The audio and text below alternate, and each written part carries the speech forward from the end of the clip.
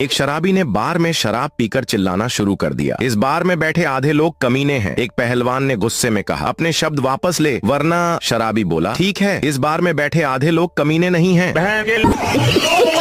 ये लोग जो होटल में सैलेड सैलेड बोलते हैं ना, घर पर बोलते हैं कि थोड़ा टमाटर ककड़ी काट के दे दो ना, तो किचन से आवाज आती है, फ्रिज में रखा है खुद काट लो।